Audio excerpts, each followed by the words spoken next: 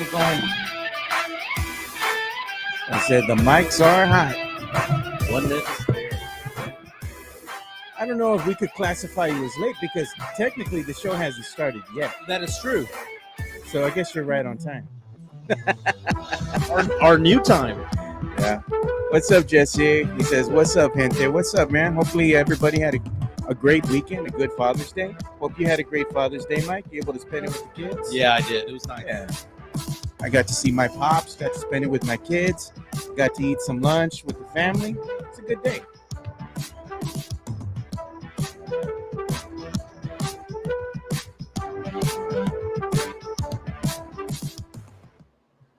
Welcome to another episode of the Alamo City Sportscast with Mike Jimenez and Joe Garcia. Make sure to subscribe and hit that like button. Join the discussion as we broadcast live from beautiful West San Antonio. And remember to tip your hosts as it helps the show grow. What's up, San Antonio? What's up, South Texas? This is the Alamo City Sportscast coming at you from the west side of San Antonio. West Bexar County also represented on this Monday morning, the day after Father's Day. Joe Garcia producing today's show. Again, my name is Mike Jimenez. Typically, Joe, we start at 10:15, but I think we have a new time slot here. Yeah, I don't mind starting at 10, actually. I like 10 o'clock. 10 o'clock, I get out the door. I could be back at work by noon. Yeah, I like how you can left make the this scruff happen. growing out. Oh, you've noticed, Like you're right? going to grow a little soul patch. Okay, Got some soul so in I you. am now 10 days in Yeah. without shaving. 10 days. And I think I'm going to go to Friday, make it a full 14, go to the barber and say, make something out of it. Give me a goatee. Give me a Joe Garcia goatee. Get the Tony Stark goatee going. Do you know how bad it is, dude? It's funny because I ask people, what do they think of the scruff? Yeah. Right? What do they think? And a lot of my guy friends, dude, James Pledger from San Antonio Sports Star, making fun of me about this because he's like, dude, it's not you. I've known you for years. Oh, You've God, never had facial hair. It's not you. But the ladies, on the other hand, my female friends, girls that I know, come around going, we like it. They like the scruff out. But meantime, I go to my parents' house for Father's Day. I walk in the door. My mom says, bring back my son. Oh, man. She then says that I look like a terrorist. You know they're going to go crazy now with the memes. Yes. Yeah. And I'm not used to it, man. I'm going to go 14 days simply because I've never done it before. But you know what? Do I look tougher? Do I look? No. I don't look rougher? You don't look intimidating. Doesn't look like not at all. You've gone, was it 0-1 and 1-0 and was it oyster bake fights? Do I look like I belong in American Me or I belong in Blood In, Blood Out? No. Speaking of American I don't Me, know. Maybe put the handkerchief on your head, dude. Speaking of American Me, Danny De La Paz was on the show Friday with was. Fernandez and you Yeah. and Chicano Fuerte. Fernandez did a fantastic job. And it was interesting because, you know, I'm a former journalist. Yeah. And I was a news reporter and a sports reporter for many years. And I actually was listening to the show, not in real time. Yeah. I was mowing the yard this weekend. And I put the show on. And I got to say this about Rik. Fernandez did an amazing job. Yeah, he always does, dude. The intro that he has, he's getting more comfortable. The intro that he had to the whole segment. Yeah. I mean, it even floored Mr. De La Paz, who was like, hey, man, that was a nice introduction. Yeah. It was great interviews, great questions. I didn't show up, not because I didn't want to. It's because, as I told you that morning, I said, I don't think I bring anything to the conversation. I had just seen American Me for the first time the night before. Yeah. And I don't know if I want to do a movie review, you know, because I liked the movie. It was fine. Yeah. I didn't think it was great. I thought it was good. Yeah, but it's not like really a movie review. We're basically talking to him about his acting career. Right. Yeah. And now the thing about it is that as Rik was bringing up all the time, Danny De La Paz is from Whittier, California. Guess where my family's from? Whittier, California. San Antonio and Whittier, California. Yeah. So had I known that, I might have shown up just to show, hey, man, I've got some Whittier bona fides over here. Telegraph Road going up and down. Yeah. Outside the 405 there in California, man. So no, but Fernandez did an amazing job doing that interview. I was very, very proud. I was like, wow, Yeah. he has something here, because as he transitions out of the military, maybe this could be something that he does as far as alternative media and things like that. That's the I was telling fun him, part of what we do. yeah, we had a little talk with him, and I was telling him, I think slowly what's happening is he's starting to transition into his niche. Yeah, Yeah. exactly. Jesse A reaches out and says, Mike going to grow a beard and have a bird in it like Peter Griffin. Hey, maybe we should go visit Danny De La Paz. He has his little Traders booth Village. at Traders Village. Yeah. Man, he has some nice little fedoras, some caps, man. It's old school. That's California right there. That's pure Whittier right there. Yeah. Sam Salinas asking me to get some horseshoe on that thing. Like I said, I'm not used to this. I'm going to do it for the first time. But you know what? I find myself becoming wiser because I'm doing this. Wow. You know? You got to be smooth with it, man. Like you talking to the ladies, then you go ahead and do this. Yes. Lick your lips, go like that. Lick my know? lips. What's up, girl? You want to buy you a drink? What up, girl? Do you like dad bods? Or what was that girl that had that No. shirt? What did she Oh, say? I love dad. I love single dads. I love hot single dads. Or something Yeah, like that. that's funny. We have a lot to get into today because I always say that we have a big show, and typically we do have a big show. By the way, we're 913 subscribers strong. We're going to have some giveaways this week. I forgot it in the car. Jesus. But I forgot because I was running in here. We have a Oh, Rookie man. of the Year Topps basketball card of Wemby Victor card. Wembanyama. Yeah. Victor Wembanyama. And it's in a glass case, so we're going to give that away sometime this week to one of our loyal subscribers. Sam Salinas says, beard oil, Mike. Get it, use it, man. I know. Or that beard's going to be smelling funky, bro. Really? Is it like I might have that bird just like Peter Oh, Griffin man. in there? Or like my good friend Jonas Clark, bro. That he has like this Viking kind of beard growing, Yeah. and it's kind of long. He has to put beard oil and maintain it and everything. He was just here over the weekend, just kind of like chilling with me and my kids and stuff. You know, we're just watching the fights and all that. But Jonas has like a mane, dude. He's like this big old beard going, man. Now, here's the thing. As someone who is my skin tone, Yeah. I kind of feel like I can get away with a goatee. I don't feel like I can get away with a full-on beard. Even if I can completely grow it all in, I'll grow it all It doesn't out. grow on the sides. I don't think it's professional. For what I Yeah. do, I manage $30 million worth of assets right now. Yeah. Right? 13 on the investment side, 17 on the insurance It'd side. be go with you great if you had It's that not voice that. from the guy from the Men's Warehouse. Well, you're going to like the way you look. Man, that dude's voice, that dude's voice It can melt fits the butter, beard. dude. It fits the beard. Yeah. I think white dudes could rock the beard a lot better than Hispanics can. I just personal opinion. Dude, so much to get into. You know, it's funny. The Brahmas lost yesterday, and the great thing about it is we don't Jeez. ever have to speak of it again. Well, I was watching the game because I went to go see my dad, right? I Yeah. went to go visit my dad with my kids and all, and I took him some. Of course, what does every father want for Father's Day? Knowing my dad, I went and got him a case of beer, Yeah. you know, and go drop it off with some other stuff that I had gotten, some cards and everything that we had for him. So I sit down with him, and he's like, "You want a beer, mijo?" I'm like, "No, I'm good right now. I drank too much the night before. I'm trying to be good today. My liver is screaming no mas." Yeah. You know, so I'm there watching the Brahmas game with him. And instantly I already knew the vibe from the Brahmas, watching the quarterback. I was like, this guy stinks. They were going to wet the bed. It dude. was awful. End of the It's third 16 quarter. to 0 quick, man. End of that third quarter where he was fourth down, trying to get the first down, and he God. slides a yard short. What a dumbass, dude. I mean, it was so bad. They even showed like a quick little, they went to the sideline, right, of the Brahmas, and the players were getting mad. You know, they're getting upset. The only exciting thing about that game was Tom Brady was there, Oh, he made his debut. and they had the robotic dogs out there. Oh, no, they had Kurt Warner and him together. Yes. So that was a good thing. You had 2 Hall of Famers there, Mhm. you know? It was good. But you know what? The season's over. Don't want to discuss them anymore. It was right? just disappointing, bro. Just- It's like you would thought, I mean, at least put up a field goal, something. Put up a man. point. Nothing, Not a donut dude. to get They completely shut out. shit the bed, bro. It was embarrassing, man. dollar. It's worth it. Okay, tonight's game 5 of the NBA Finals. We're going to talk about whether or not the Celtics pull it out. Jaylen Brown, Jason Tatum, who is the real MVP? Will the real MVP stand up? Is it going to be whoever has a big game tonight between the two? You know what? Low-key, I think the Celtics let the Mavericks have this last game Win at home. so they could win at home in front of the hometown crowd. I was thinking the exact same thing. You know, big fight this past weekend. Tank Davis got a win. Yeah. He said he was a little bit rusty. He hadn't fought in 14 months. I have a poll on my Twitter account at MJ Acquired Taste asking the question, and I'm going to ask you the question Yeah. for you to answer. Which boxer do you want to spend your hard-earned money on when it comes to pay-per-view? And I'm giving some options here. And I left Terrence Crawford out, right? I wanted to keep him in. There's a poll, as you can see. But I left him out.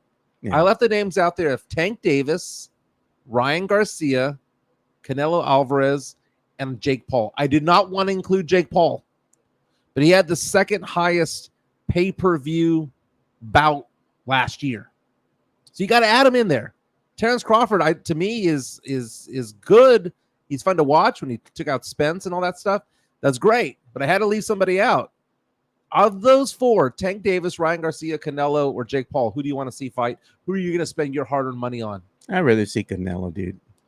Old school, baby. Right now, Canelo Alvarez with 52% of the vote, 32% going to Ryan Garcia. Who wants to see Ryan? He's a cheater, bro, and he's batshit crazy. Well, did you see what happened after the fight? Oh, I saw he was wearing the shirt. Yeah, we rematch me, bitch. I'm just like, and he was laughing. Tank was cracking up, dude. So we'll talk some boxing today.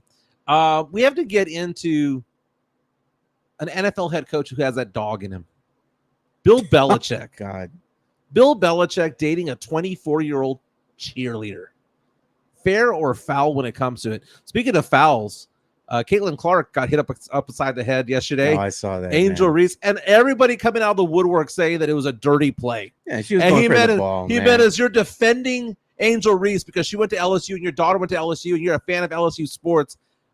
And so many people were like, "That was such a dirty play." So we're gonna show that play at some point. Later. I have the video up. Well, let's show it a little bit later. Yeah. Let's show it a little bit later.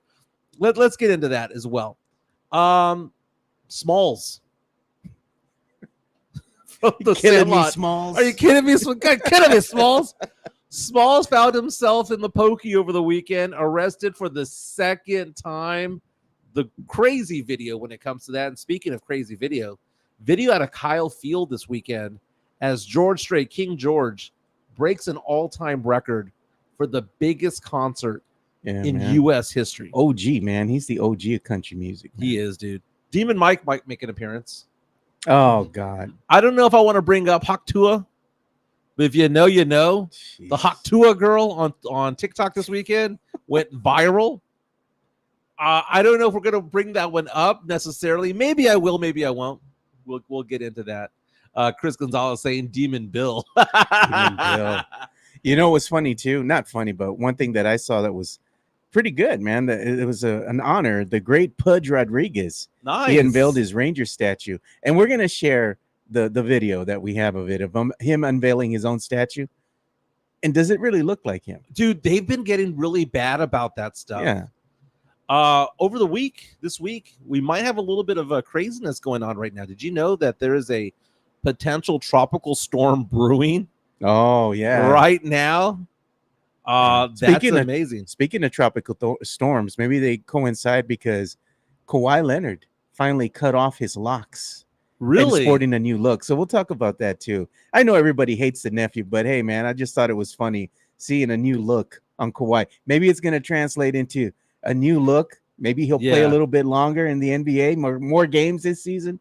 We'll see. We might get into some Spurs talk as well. I saw this very interesting mock draft over the weekend, and I find it interesting because it was the most concise mock draft that I've ever seen involving the Spurs. Just the way that they phrased it. Yeah. Bleacher Report. There's a lot of news. It made a lot of sense. Yeah. They basically said everyone's thinking that the Spurs are going to have like all these different things that they're going to do, but it's very basic. Yeah. There are 2 guys that they're looking for at 4, and there's 4 guys at 8, and they're guaranteed to get one of those guys at 8. So they're going to be happy with whatever they do. They're going to get one of their 2 guys. You know. Yeah. Somebody will be there. They have 2 guys already pinpointed there at 4. They know that Sarr is going to be gone. They know that more than likely Reece Shea is going to be gone. So they've got 2 guys that they're looking at 4, knowing that one of them will be there. Yeah. And they've got 4 guys at 8, knowing, and they named the 4 at 8, and it made perfect sense to me. Yeah, I mean, at the end of the day, the number 4, you're going to get the best available player. You know, hopefully. Mm-hmm. But you know, one thing that we're going to talk about too, because we're talking about the NBA Finals, we're talking about the Spurs and what they might do in the draft. You know what happened today too? And this was the funny part of it. We always have to have a lighthearted moment, right? Yeah. So 30 years ago today, the O.J. Simpson chase kept interrupting a very physical Game 5 of the 1994 NBA Finals, and we got a little quick video of that as well. That's amazing. So it's a 30-year anniversary. 30-year anniversary of the White Bronco. Of me breaking up with Tina. Oh, yeah, your girlfriend at the time. My girlfriend. You broke up with her. What did you say? Hey, hold on. I said, wait up. We broke up in her living room. Oh, man. And then the White Bronco chase happened, and I stayed. I stayed to watch it because I had to. Talk about awkward moments, dude. You just broke up with the chick. chick. What was I doing at her house when the NBA Finals were going on? Shame on me. Game 5, bro. Game 5. Now, speaking of Game 5, tonight, Game 5 between the Celtics and Mavericks. This could be it. Now, here's the thing. Games 1 and 2 that were at the TD Garden in Boston, Vegas had Boston winning by double digits. And guess what? They did. But today, smaller spread right now. The Boston Celtics favored by just over 6 points at 6.5 right now. Celtics trying to end the season, end the series there in Boston. And how is it possible that Luka Doncic can't play any defense at all in games 1, 2, and 3, but somehow magically in game 4, he's tying up Jaylen Brown? What was he doing? Like, to me, it looked as though the Celtics went into that game thinking to themselves, we do not care who wins this game. We are out here doing cardio. We want to get back on the plane. We want to win this in front of our fans. We know that you're not going to beat us 4 times in a row. And don't get me wrong, Dallas got hot and all that stuff. But Boston pulled out their players, their starters in the third quarter. That was a smart move by the coach. He's like, you're done. You're done. We're fine. We'll wait till we get home. We're going to go home. Yeah. We're going to go home. A lot of Luka Doncic fans right now are getting salty, man. They hated the fact. And we talked about how Brian Windhorst of ESPN just eviscerated Doncic over the weekend. And then people coming back, the Doncic fans were saying, this is the man calling our guy fat. And then they showed the side view of I didn't realize he was that big, man. I knew he was big, but I didn't realize it was he's a big one. He's got the fat neck too, and he's got that little lump on the back, dude. Yeah. It's what do you think? $4 bills? $4.50? Oh, dude, easily. His net fat is bumping, lapped over the collar of his shirt and the suit that he's wearing. Like when he buttons up his shirt, what is he, like a 24? What is he? Jeez, what is bro, he I don't even know. How do you do that? Like, I mean, you go to the tailor. Let me get the extra long tape measure for this one. We haven't seen a guy like that since Biggie Smalls, man. He's basically big. I went to the museum. How does he get on the chair? Dude, that's funny, man. I don't know what hydraulics they have on that thing. But I remember going to the Museum of Pop Culture in Seattle a couple of years ago, and they had a suit of Biggie's. Oh, yeah, dude. That was the most massive thing. Dude, I am a big guy, right? Yeah. I'm a tubby dude. I was less than half the size of Biggie's outfit. Was a big guy, though. He was tall, and he was a big guy, man. He was an imposing figure. Sam Salinas saying that it's on a forklift. They're using the real hydraulics in that sucker, man. Damn. Who says I would never buy his used car? Hand over fist. That is true. Can you imagine the front seat of that car? That is true. Now, right now, the odds to win the NBA Finals MVP right now is basically a neck-and-neck race between Jason Tatum and Jaylen Brown. I want to see Jaylen Brown deserves it, man. Dude, he's been playing better. Tatum had that one game where he blew up, but consistently, game 1, 2, 3, and parts of 4, it's been Jaylen Brown. Jaylen Brown's a better player, man. He is. He plays in clutch moments. Why is it that nobody sees that? He plays clutch, dude, in these big games. Where's Tatum? He shows up when he wants. Jaylen Brown's been there throughout the playoffs, man. And right now, it depends on the website that you're going to right now, because I'm taking a look right now at some of the odds that have gone out there from like DraftKings and things like that. Some of them are saying that right now, Jaylen Brown is the favorite. Others are saying that Tatum is the slight favorite right now to win the MVP. Drew Holiday, very, very far outside. Was watching ESPN this morning. And really? They asked the question, what do you do? And I found this to be interesting because they were saying, who do you clamp down on? And do you clamp down on Tatum? Do you clamp down on Brown? One of the talking heads suggested that you clamp down on Derrick White, saying that Derrick White is the straw that stirs the drink. Because he's a facilitator of the offense. The facilitator. Got it. He's not going to score it, but he gets the offense going. He's not the point guard. He's that combo guard. He's a little bit of everything, But they basically said, oddly enough, if you stop Derrick White, you kind of slow the offense down. You can slow it down, but the problem is that if you focus all your attention on Derrick White, Tatum and Brown, they're going to go off. Right. They're going to get theirs anyway. They just need the ball in their hands. Doesn't matter how it gets to them. Just as long as you get them the ball, and if you give them some space, they're going to knock down the shots. Yeah, and I guess the understanding is if you slow the offense down just a little bit, even if it's 2 or 3 seconds, it might sound like, well, that's just 2 or 3 seconds, but that means several things. It means your defense can align a little bit better. It means that you have time to adjust to certain passes and passing lanes and things like that. But Derrick White's a very fascinating player. I wonder how many Spurs fans, if the Celtics win tonight, are going to go honking their horns down Commerce Street tonight. No. Okay, because I don't know. People seem to care that Derrick White's a former Spur. I don't care. They're living vicariously through Derrick White because they know this Spurs team ain't it, bro. Yeah. But, Derrick White, don't be wrong. I enjoyed him being on this team. Yeah. But the second the jersey's not on you, I cease to care. It just doesn't happen anymore. Oh, man, sit this. Derrick White out there balling like me. Air balls left and right. And he did have a bad game. Van Stain says the same thing. Jaylen Brown and D. White bails out Tatum on clutch moments. No lies detected there, man. Because if this was game 7 and you were down 1, who would you give the ball to? To a man, the Celtics would say they'd give it to Jaylen Brown. Jaylen Brown is that guy. He's not a superstar for one reason or another, but he is a superstar type of player. And that's the kind of guy that, if you say, what is the ideal superstar to have right next to Wemby? It would be a Jaylen Brown. Because the guy is not about ego. The guy is just going out there. He's kind of like a blue-collar player. He goes out there, knocks down the shots. And when he knocks down the shots, he's not like pumping his fist at himself. Yeah. He celebrates with his team. Jaylen Brown is the ideal teammate. He's the ideal basketball player right now. The Spurs need to have a Jaylen Brown type of presence on this team. Right? Not a me-first kind of guy, a team-first kind of guy. And when I see Jaylen Brown play out there, I think to myself, he takes the right shots. He doesn't ball hog. He's not afraid to find his shot. He's not afraid to drive in. He is such a good player. He's not. Tatum will have the higher of highs sometimes, but Jaylen Brown very rarely sucks in a game. Very rarely does. And tonight, I would love to see Jaylen Brown if the Celtics do go on to win the MVP, and then the talk will begin about Tatum. Well, why isn't Tatum? I thought this was Tatum's team. It's a two-headed monster. It really is. Derrick White, more than likely tonight, will be a champion. And I know a lot of Spurs fans are going to enjoy that. And I get it. I really do. I just don't care. I get it. Just don't care.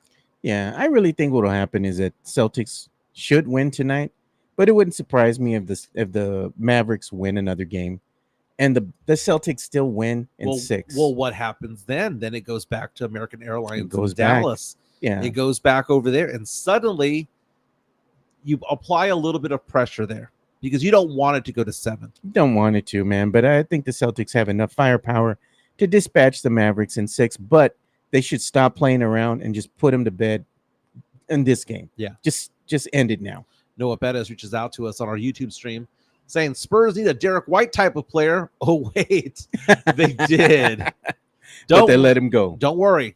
I think we got Blake Wesley out of it, if I'm not mistaken. I forgot the details of the trade on the spot. Blake Wesley. But it's funny because tonight's game 5. As much as we had high hopes for the Dallas Mavericks, a lot of Mavericks fans point out on Twitter that the Mavericks didn't even make the playoffs last year. They were the 11th seed in the West. Yeah, they missed it. They were the 5 seed this year, beat the 4 seed, the 1 seed, and the 2 seed. They shouldn't even be here. And Mavericks fans have reason to celebrate because although a lot of basketball fans, myself and you included, thought that the Mavericks were going to take this series. Thought it would be Mavericks in 5, but it has not been. I had Mavericks in 6. You were a little bit more optimistic than I was. Yeah. But they're right. This is a team that kind of just got it all together this year, lightning in a bottle. The bad thing for it is that the Mavericks may not have another chance like this ever again because the West is so stacked. And that's why the Spurs right now, it's kind of hard right now to understand the tact that the Spurs are doing. We heard that phrase over the weekend. what is it called? Brick by brick. That have you seen that saying that Brian Wright said? You know, we're not going to try to field a team based on all of these trades and free agents and all that stuff. We're going to build it brick by brick. And all I heard was we're going to be chunking up bricks. I didn't like it. I didn't like it. Tonight, again, game 5, Celtics favored by 6.5 points. Who you got tonight? I got the Celtics, man, winning over the Mavericks. I think what's going to happen is that the Celtics are going to come out, punch them right in the mouth, and I think the Celtics are going to put on a dominant performance and just blow them out of the water, dude. Yeah, I think Boston's going to win by like 9. Yeah, I think they're going to win by more, dude. I think it's going to be a blowout. They might be up big, but then I think the Mavs will go ahead and make a little run in the fourth. Nonetheless, I still, got the Celtics winning by double digits. Let's go ahead and see that video of Caitlin Clark and Angel Reese yesterday. God, man. This firestorm that was created because of it all. Yeah, I'll bring that up right now. You know, there it is. Caitlin Clark on the ground right there. She had a big game yesterday. Triple-double. She was like 2 rebounds and an assist away from getting a triple-double. Let's see. She's driving in, and she's going for a layup. And Angel Reese goes for the block. But in going for the block, does not get said block, and here's the replay again. And hits her on the side of the head. Ew. The number of people who came at me and the posts that I was seeing on Twitter and on TikTok saying that this was dirty, I have been an advocate of Caitlin Clark for the past 2 months, saying, hey, enough with the dirty play on her, right? You don't want to have dirty play with her, because there was that one girl about 2 or 3 weeks ago who, when the ball wasn't even in play, hip checked her to the ground. Oh, I saw that, yeah. There have been vicious plays on Caitlin Clark all season long. She has been targeted all season long. This was not a target. And this is not because I'm an LSU fan. This is not because I'm like, look. She's going for the block. Look how close she was to the block. She hit her right there, but she was going for the ball, man. She was going for the ball. And if you rewind it a little bit, look at where Angel Reese is looking the entire time. Is she looking at Caitlin's head? She's looking at the ball. She's looking at the ball. And all these people reaching out to me going, Michael, it's because they have past beef. And, Angel Reese is not much of a person who gets a lot of blocks. Therefore, that this was targeting. This was they were going after her. No, this is an actual play in basketball. This is a routine play. It is such a routine play. I don't even think that it's really a flagrant foul. Now, it's a flagrant foul in the sense that anytime someone's head gets hit, because, the wussification of society, every time a player gets hit in the head, it becomes a flagrant foul. Them's the rules. I get that. But this is a common foul, dude. This is a player going for a block. And you know what? Caitlin Clark had that 3-inch vertical right there. When the swing happened, Caitlin Clark jumped up. Yeah. So she wasn't at head level at the time the SWAT was going up. Yeah. I like JH's and his B's name for you, White Knight Mike, because he says you're always sticking up for Caitlin Clark. Well, right, but I'm not sticking up for her in this sense, simply because I'm looking at it and I'm thinking to myself, this is not dirty. We see this every day now. They said it was a basic foul, and then somebody had said in here in the chat, how is that not a flagrant? It's a flagrant foul by letter of the law, but not by spirit of the law. That is the thing. Now, Chicago Sky, which is who Angel Reese played for, lost yesterday. Caitlin Clark's team, the Indiana Fever, went on to win 91-83. Caitlin Clark had a big game finally, because she'd been struggling for a while. 23 points on 7 of 11 shooting. She knocked down 3 3-pointers. So it's 23 points, 9 assists, 8 rebounds. Angel Reese, who's probably her biggest rival for the Rookie of the Year award, had 11 points and 13 rebounds and 5 assists and 2 steals. Angel is bringing it more consistently, but the higher of the highs most definitely is Caitlin Clark. Look at Jesse A. He says, Angel trying to shoehorn herself into the conversation, says Caitlin draws views because no one's seen anything like her in the WNBA. He says Angel's play doesn't stand out to him. Well, Angel's play is not sexy. Yeah, she does all the dirty work. She's not. I mean, she's Draymond Green. True. I mean, I'm not saying that because of temper, but she's Draymond Green going out there doing the dirty work, getting the 13 rebounds. I mean, look at Angel Reese's last 5 games. If I was to show you her last 5 games, Joe.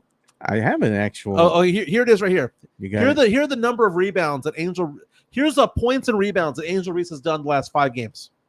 Tell me if this is worthy of her being in contention for Rookie of the Year. Okay. Last 5 games. 16 points, 11 rebounds, 5 steals. 13 points, 13 rebounds, 5 steals. 20 points, 10 rebounds, 2 steals. 10 points, 14 rebounds, 2 steals. 11 points, 13 rebounds, 5 assists. You can't tell me that Angel Reese sucks. No, she doesn't. She doesn't. She does a lot of the dirty work. She's basically a power forward. Yeah. Right? So she's not out there chunking threes like Steph Curry. She's not doing the flashy plays, man. Caitlin Clark is basically Steph Curry. Yeah, and look at here's to show you what's going on with Caitlin Clark. It's showing, this is from the WNBA's account itself. Yeah. And it says, today's matchup, which was yesterday's matchup versus the Sky, it says Caitlin Clark became the fastest player in league history to record 200 plus points, 75 plus rebounds, 75 plus assists in 15 games. The previous record was 16, and that was held by Shannon Johnson way back in 1999. But the thing is, by far, she's the league leader in turnovers committed. Yeah. And it ain't even close. Yeah, man. It ain't even close. So you take the good and the bad. Angel Reese is more of getting the job done. She plays good defense. She's like LaMarcus Aldridge. She's Draymond Green. She's not out there chunking threes. And people are like, well, she hasn't knocked down a 3-pointer all season long. She's not a 3-point shooter. You don't have to, man. That's not her game. Yeah. It ain't her game. But it's going to be interesting whenever you see the Rookie of the Year awards. I swear if Angel Reese got it over Caitlin Clark, half the country would melt down. And look at what Caitlin Clark does. I think this is the big reason why she's so hated by some of the other WNBA players. She's the draw, man. 6 networks set records for their most watched WNBA games ever before June. All but one, which featured Caitlin Clark. She's the draw. She brings in the viewership. Well, Monica McNutt from ESPN, she was on the Daily Show with Jon Stewart the other day, and they were talking about Caitlin Clark and the rough play. And Monica McNutt was basically saying the problem that she sees is that a lot of people don't realize that the WNBA has been playing rough for years, and that when they watch Caitlin Clark play college, whether it be Iowa against South Carolina, Iowa against LSU, or whoever they were playing, typically college ball is not very physical. Yeah, it's more offensive. But the WNBA is a lot more physical, and people are now realizing that because it happens both ways. Now, Caitlin Clark is a big draw. You do not bite the hand that feeds you, But the thing is that Caitlin Clark is showing that it's going to be rough for her. Yeah. And is there a bounty on her? To some extent there is. But yesterday there wasn't. That was an actual legitimate play on the ball, and she happened to get hit in the head. Yeah, David Otwater agrees with you. He says Caitlin is Steph Curry. And look at this one. This one's funny. Mario Cavazos. Jeremy Sohan is better than Angel Reese. I said it. If I had my life on the line and I had to figure out who was going to make that free throw, I would bet that Angel Reese would make that free throw over Jeremy Sohan. Even though Sohan did improve to 75%, Angel Reese is a pretty good player, man. Pretty good player. It's really a three-horse race, if you will, for Rookie of the Year in the WNBA. And the fact of the matter is, think about this. Caitlin Clark is moving the needle because we're talking about it, and people are commenting right now because they're watching too. They're watching the highlights. They're reading the stories and all of that stuff. That's the beautiful thing about what's going on is that it made it a thing. JHNSB says Reese is much better than Sohan. You know what? Here's the thing. Demon Mike's time. Angel Reese is hot. Oh, no, man. Angel Reese has nugget status. You got to make it weird, bro. It's the nugget, dude. And wait till Paige Beckers gets into the league next year. No, God. Paige Beckers, nugget of the Nuggets, dude. Yeah. Very nice. Let's give some love to Jeff Garcia from Locked On Spurs and Ken's 5. Locked On Spurs is your daily Spurs podcast, hosted by Jeff Garcia, the lead Spurs writer for Ken's 5 San Antonio. Jeff has a healthy plethora of guests all the time on the Locked On Spurs podcast. You can also follow Jeff on Threads at Jeff G Ken's 5 SA. You can also follow Jeff on Twitter at Jeff G Spurs Zone. So make sure you go ahead and give Jeff a follow not only on Threads and Twitter, but also on YouTube at youtube.com/at Locked On Spurs. This is where you're going to be able to find the replay of the Locked On Spurs podcast. Make sure to like, subscribe, and share. I subscribe on Spotify and on YouTube. I subscribe too. You know who's going to be on the show on Wednesday? Who's that? El Jefe himself. Very nice. Yeah. Bring him on in. He got mad at my scruff. He called me Evil Mike. Oh, the Evil God. Mike version of it all. He has an article on kens5.com, and you can follow Jeff Garcia at Jeff G Spurs Zone on Twitter and Threads. And the article basically talks about the betting odds, and it's betonline.com, of who the Spurs are going to take at number 4 overall. And apparently there's a 3-way tie between 3 players, one being Stephon Castle, the other being Rob Dillingham, Dilly, and the other one being Stephon Castle. I mean, Nikola Topic, rather. So Topic, Dillingham, or Castle, those are the odds. So I saw this mock draft. If you go, I like that picture. We keep that up. I saw this mock draft on BleacherReport.com. And it boiled it down very well, basically saying, why is it that people are trying to figure out, like, it's crazy what the Spurs are doing? The Spurs have an obvious need at point guard and an obvious need at number 3. They at a 3 spot, small forward, or they need a bucket getter. It's not that difficult, is what Bleacher Report was saying. And when they broke it down, they said, look, the Spurs have 2 guys that they're looking at for 4 and 4 guys that they're looking at 8. Yeah. They know one of their 2 guys will be there at 4, and they'll just take the one that's there. And they know that of their 4 guys they're looking at 8, one's going to be there. Yeah. It's very basic. So who at number 4? Well, in a perfect world, the Spurs would take Zachary Reese-Shea, but he's probably not going to be there at 4, even though the Spurs worked him out the other day. If the Spurs want to get Reese-Shea, they're going to have to move up to get him. And that's the rumor. Most of the mock drafts out there, right? So package the 4 and 8 or more to move up to 1 or 2 to get him. That's possible. The problem that you're seeing with the mock drafts right now is no one knows what these guys want, because Atlanta at 1 reportedly is kind of not sold on anybody yet. Yeah. They're like, okay, well, we like that we're in the position that we're in, but we need more than just that one guy. We don't know which one to take. Yeah, they don't know to take Reese-Shea or Sarr or who they want. Right. Yeah. And at number 2, you've got Washington, God, man. who, there's no, they've given no idea as to who they're going for. And then you have Houston at 3. Houston at 3, they're like, okay, well, great. We have a choice between guards, and we don't need guards. Who does San Antonio want? That's the guy we're taking. Yeah. So it's so funny because Atlanta working out Donovan Clingan. Oh, God. And you know what? That might be the number 1 overall pick. And if that happens, or if Clingan goes number 2 overall, dude, the guy is solid. He's solid. It's not sexy, but he's solid. I think at the very least, you'll get a decent NBA player. You might not get a star, but you're going to get a decent NBA player. A role player. Right. Yeah. So when you see the Bleacher Report come out and say, look, here are the Spurs 2 guys at 4. It's Stephon Castle and Matas Buzelis from G League Ignite. Yeah. Stephon Castle of UConn, Buzelis of G League Ignite. That's who they're looking at 4, according to Bleacher Report, saying those are the 2. David Atwater agrees with you. One will be there, one will not. Yeah. And if both are there, great.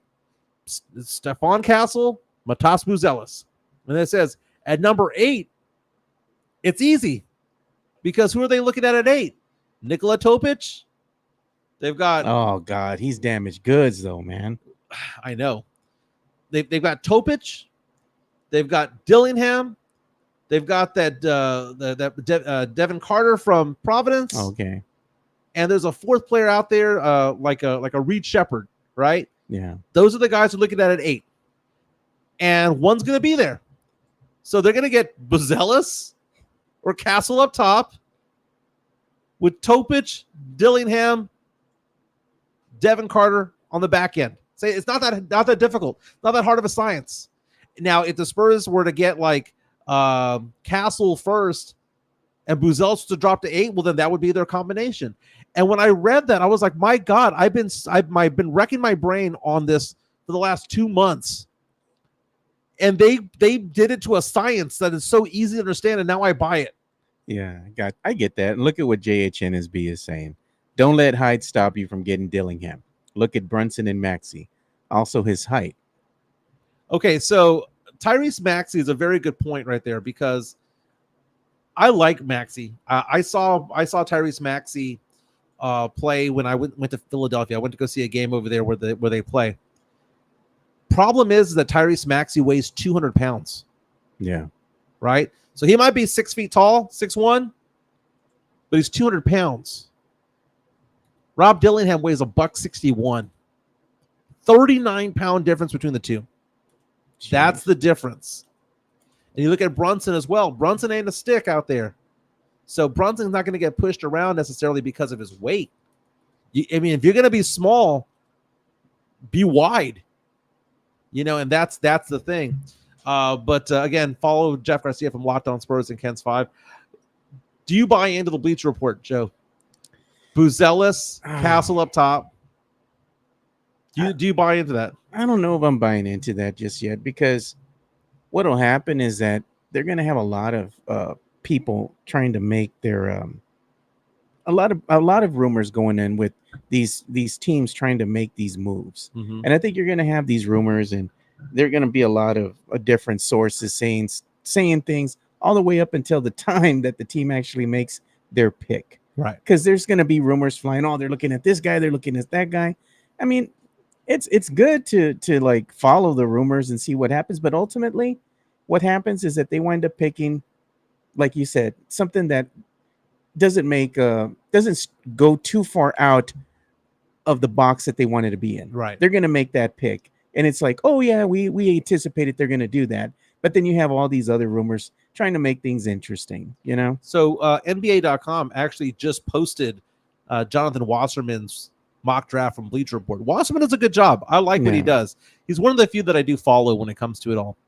He has right now, as of today, a little bit more than a week away from the NBA draft, he has the Hawks taking Zachary Reese-Archet number 1, saying that he's going to edge out Alex Sarr. Has the Washington Wizards going for Alex Sarr at number 2. Has Reed Shepherd of Kentucky going number 3 to Houston. Has the Spurs at that point. Again, he says Buzelis or Castle. He has the Spurs going after Matas Buzelis, a 6'9" small forward from the G League Ignite. He's Lithuanian. By the way, the pro comparisons are interesting because Zachary Sarchet, according to Bleacher Report, his pro comparison is Harrison Barnes. Really? Alex Sarr, Evan Mobley. I'm a big fan of Evan Mobley. If people don't remember him, you can look him up. Reed Shepherd at number 3 compared to Dante DiVincenzo. Jeez. And he's a role player. Now, here's this one. I find this one interesting. Matas Buzelis, 6'9", 197, again, Lithuanian. I'm always excited whenever they compare a white guy to a black guy and vice versa, because that doesn't always happen, right? Reed Shepherd is obviously Dante DiVincenzo, right? He's not a black guy. He's another white guy, right? But Buzelis, they compare it to an African-American. Yeah. Lamar Odom. According to Bleacher Report, and I'm quoting this on their article, it says, there has been positive chatter from many circles around Matas Buzelis during the pre-draft process. Teams are expecting him to go before his teammate Ron Holland, and it feels like the intrigue around his athleticism and scoring versatility and upside continues to grow among teams trying to determine the top prospects in the final evaluation period. And it says the Spurs should be able to guarantee themselves Topic, Dillingham, or Carter at 8. Dilly. Or Castle. Number 5, they have Cody Williams jumping into the top 5. His comparison is Jaden McDaniels. Jeez. They have Stephon Castle dropping to number 6 to the Charlotte Hornets. His comparison is Anthony Black. Donovan Clingan, again, who's being worked out at number 1 overall by Atlanta, going number 7. His pro comparison, Roy Hibbert. This tells you how bad of a draft this is, right? Man. At number 8, according to Bleacher Report's mock draft, Spurs going after Devin Carter out of Providence, point guard, shooting guard, combo guard, 6'2", 195, 22 years old. His pro comparison, Derrick White. Oh, I couldn't be mad at that. Okay. All right. And then your boy Ron Holland going number 9. His comparison is Cam Whitmore, and Dalton Connect going 10. His comparison is Wally Zerbiak. Jeez. Okay. You know what's so funny is that the pro comparisons of the 2025 NBA draft are all like Hall of Famers. Over here, we're getting Wally Zerbiak. DiVincenzo. Did not take DiVincenzo as the number 3 overall pick in the draft. Anthony Black, Roy Hibbert. Jeez, man. But Devin Carter, Matas Buzelis, I wouldn't be mad at it. Yeah. You know, the Spurs had an opportunity to draft DiVincenzo years back in the draft, but he was picked right before they went ahead and made their selection. I mean, it kind of worked out at the end, for the Spurs. Because, I mean, he's just shown that he's just a role player. And that's the disparity that's going on right now with the players that are available in this year's draft. You look at them, and if they were up against, let's say, much better talent, a lot of these players going 1 through 5, they're just role players, man. Real fast, dude. I'm looking at the 2025 draft prospects. Man. This is according to NBA Draft Room. We got it up right now, man. They have the number 1 prospect for 2025 being Cooper Flagg out of Duke, power forward, 6'8", 200. They call him a unique prospect. His comparison is a cross between Scottie Pippen and Andre Karolinko. Okay. Gosh. They don't have a comparison yet for the number 2 player, Nolan Traore out of France. But the number 3 guy, Dylan Harper, his comparison, James Harden. Ace Bailey, the number 4 guy, Tracy McGrady. And number 5, VJ Edgecombe, Dwayne Wade. Dwayne Wade. Look at this. Look, Sam Salinas brings up a good point, man. He says, does the 2025 class convince Wemby to tank his sophomore season? Do the Spurs continue the tank again for another season?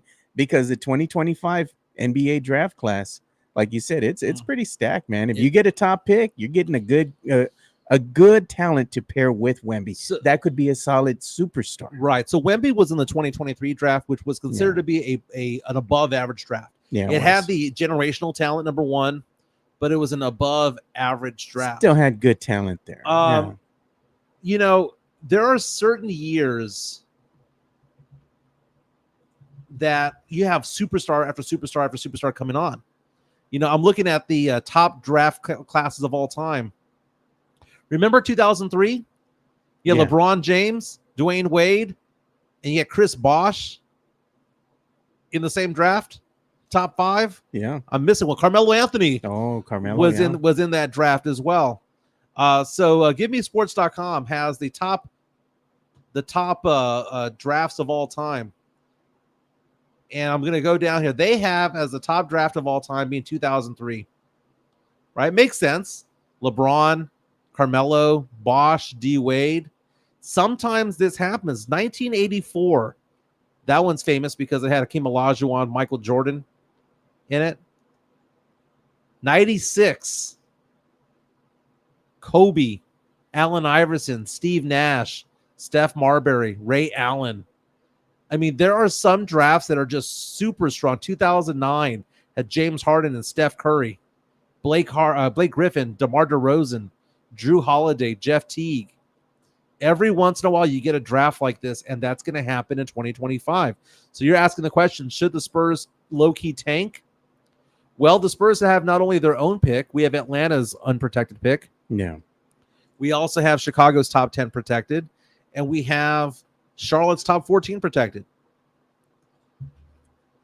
I think the tanking is going to be, maybe we just look at Atlanta and see how bad Atlanta is. And that's what David Atwater just said. Hopefully the Atlanta 2025 pick is high. Yeah. And Tim Gonzalez, he's been a Cooper Flagg fan forever. Yeah, forever. Well, he's a Duke fan. Yeah. You watched any of the U.S. Open last night? No, man, I did not watch that. Dude. I am not. Okay, I'm a pretty big golf fan when it comes to the majors. Bryson DeChambeau went on to win his second major yesterday. He won the U.S. Open back in, I believe, 2020, and then he won it again in 2024. Yeah. He beats Rory McIlroy, who was at the Texas Open a couple of months ago. Rory McIlroy, who was a phenom coming out, won 4 majors right out the gate, hasn't won a major in a decade, and is second place yesterday. They're going down to the final few holes, dude. Okay, so going into the final round, DeChambeau had a 3-stroke lead coming in, and he went off to wet the bed the front 9. Then you see Rory just completely drop his pants, dude. Rory up by a stroke with 3 holes to go, misses a 4-foot putt. 2 holes later, misses a 2-foot putt. Jeez. These are putts that literally everybody watching the show right now could have knocked down. He just completely gave that game away. So Rory putting, this is a courtesy of NBC Sports, by the way. Look at these putts. Let's take a look. Did you see that? Look at this. That's a little chip shot right there, man. Come on. He did that twice in the last 3 or 4 holes, man. Oh. Twice in the last 3 or 4 holes. Missing a little. I mean, these, you're not going to win. And he did it again here. Twice. Oh. Look at the lip out. And when they show the replay of it, the ball was 3/4 of the way down. Putting a little too much on it, dude. You got to just barely tap that sucker in. Okay, so then that happens, right? They go down to the final hole. They're tied. Rory ends up hitting it into concrete. I don't know what the hell he was hitting it off of. Rory on the 18th just completely missed where he was going, right? He was just, it was this awful terrain. He had, on the 18, for those of you who didn't watch, he had a shrub right in front of the ball, dude. Like, if he had swung it hard enough, he might have broken his wrists. Oh. He had a little shrub sticking out that the ball had to go through, and he messed up on that. DeChambeau, meantime, on the 18th, ends up almost going out of bounds, but DeChambeau on the 18th just goes off and just has a ridiculous 18th hole. Chris Gonzalez said it was the shot at 17 when Rory shot it over the par 3. It was momentum. It was a momentum killer. Always a 3-foot putt is the worst shot in golf. I'm gonna find that, dude. I gotta find it because it gives. Because I know a lot of people did not watch it, right? Yeah. But I think the video has to go along with this to kind of show exactly how difficult this was, Joe. These are 2 of the greatest players in golf right now. Yeah. Who just the last 3 holes just melted, dude. Just absolutely melted. Missing little putts, and a little bit more putts. It was crazy, dude. DeChambeau from the bunker to win. Rory coming up to the at the 18. No. When he missed that putt, guess what he did? Again, DeChambeau right behind him. Guess what he did? He went inside. This was the play of the game right there. Play of the tournament. DeChambeau needs to go up and down to win. Look at that. After hitting it nearly out of bounds on his tee shot. 4-footer to win. 4-footer to win. Just tap that sucker in. There you go. Oh my goodness. The reaction that he had there. I like his tan line. His forehead completely white. Okay, so I wanted to show that because it's interesting when you see the last round of golf in a major, right? Yeah. You're defined by majors in golf. And DeChambeau is somebody who is known as the heavy hitter, right? The guy that's going to knock it 360 down the middle of the fairway. He couldn't find a fairway to save his life yesterday. Goes in up 3, loses the lead. Think about this for Rory McIlroy. He has to think about the fact that Rory McIlroy knows that if he had made a 3-footer and a 2-footer down the stretch, he would have been the champion. He lost because he missed a 3-footer and a 2-footer. Meantime, DeChambeau, who melted down who melted down and lost his lead and is hitting the ball out of bounds, couldn't hit the fairway to save his life, knocks it almost out of bounds, tries to pitch out of there because he's got a structure in the way, like the stands are in the way. He has to shoot out, gets it into the bunker, and then goes from the bunker to 4 feet away and wins the tournament walking off. And Rory McIlroy just stands there with his hands on his hip. You know what that's the equivalent of? Not knocking down your free throws, man. You're that close. Yeah. You know what I mean? Little shots like that are the killers. It was brutal, dude. It was brutal. But congratulations to Bryson DeChambeau. He is the 2024 U.S. Open champion. We got a crisis over here, too. I've been looking at my phone because my wife, she's at the Sam's Club, right? Okay. She's trying to buy some stuff for her work and all that because they need like fruit trays and all that. And I tell her, hey, Sam's Club is right next to her work, not too far away from the medical center. Tell her they come in clutch because of their fruit trays and cookie trays and cupcake trays and all that. They're cheap, and you get a lot of stuff. Yeah. So she goes over there and she's like, I can't log into the app. I forgot the password. Why do women always do that, man? It's like, why do you log out of the thing to begin with? In case in point, she did get a new phone recently, but she's over there trying to go ahead and do these things. And she's telling me, can you change the password? I'm like, I'm trying. It's not working. I might have to call them and get the password changed so she can get into the app and buy her merchandise, whatever she needs. But usually I get the bill for it. We'll get it going as soon as possible. Do you have that entertainment bump ready to go? Yeah, man, I got the entertainment bump. Let's go ahead and do this.